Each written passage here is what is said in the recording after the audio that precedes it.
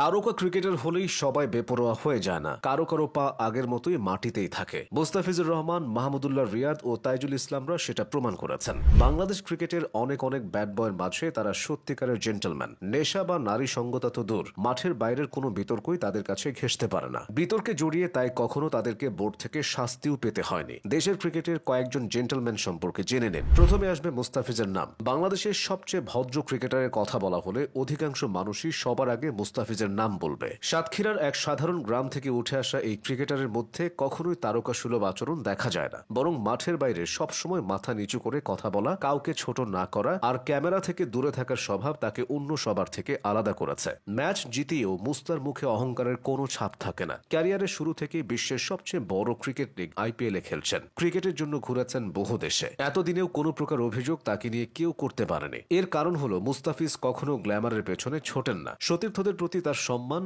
কোচদের প্রতি শ্রদ্ধা আর ভক্তদের প্রতি বিনয়ের আচরণ তাকে সত্যিকারের একজন জেন্টলম্যান বানিয়েছে। দেশের ক্রিকেটের আরেক জেন্টলম্যানের নাম তাইজুল ইসলাম। তাইজুলকে অনেকে দেশের সবচাইতে অবহেলিত ক্রিকেটারও বলে। তিনি দিনের পর দিন পারফর্ম করে যান, তবে অন্যদের মতো সেভাবে নজরে আসেন না। আসলে তাইজুল নজরে আসতেই চান না। মাঠের মতো বাইরেও তার জীবনটা সুশৃঙ্খল ও শান্ত। মিডিয়ায় কথা বললেও প্রয়োজনের বাইরে শব্দ ব্যবহার করেন না। জাতীয় দলে তাইজুলের পথ চলা সেই 2014 সাল থেকে, যখন তার বয়সটা ছিল মাত্র 22। প্রায় এক যুগ পেরিয়ে তাইজুল এখন 33-এ। বাংলাদেশে যখন ক্রিকেটাররা স্টারডমে বিভোর, তাইজুল তখন আড়ালে থেকে প্রমাণ করে দিয়েছেন ভালো মানুষ হওয়াটাও অনেক বড় অর্জন। বলা হয়নি তানজিম হাসান সাকিবের কথা। বল হাতে গতি, শরীরী ভাষায় আগ্রাসন, মাঠে প্রতিপক্ষকে চাপে ফেলতে তানজিম সবকিছুই করেন। কিন্তু মাঠের বাইরে ঠিক উল্টো ছবি। বাস্তব জীবনে তিনি খুবই ভদ্র, নম্র আর পরিমিত ভাষী। তানজিম কখনো অহংকার করেন না, মিডিয়ার সামনে বিনয়ের সাথে কথা বলেন আর ড্রেসিং রুমেও সবসময় বন্ধুত্ব সুলভ আচরণ করেন। মাঠে আগ্রাসী আর মাঠের বাইরে বিনয়ী, এই দুই রূপ তাকে ব্যাখ্যা করতে যথেষ্ট।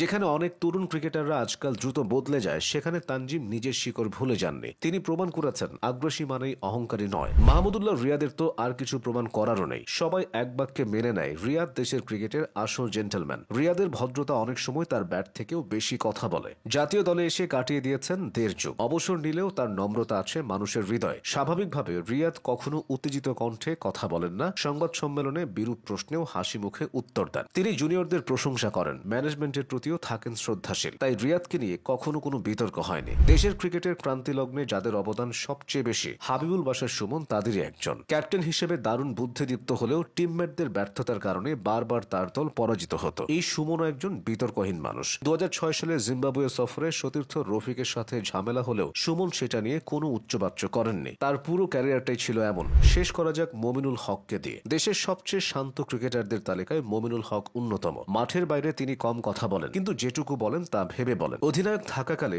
অনেক সমালোচনা হলেও সাংবাদিকরা কখনো তার কণ্ঠে তিক্ততা পায়নি। নীরব চালচলন, ভদ্রতা আর পরিশ্রমে মমিনুলকে ভিন্ন একটা জায়গায় নিয়ে গেছে। সব ক্রিকেটারই ম্যাচ জিততে চায়, কিন্তু কিছু ক্রিকেটার আচরণ দিয়েও মন জিতে নেয়। এই ক্রিকেটাররাও তেমনই।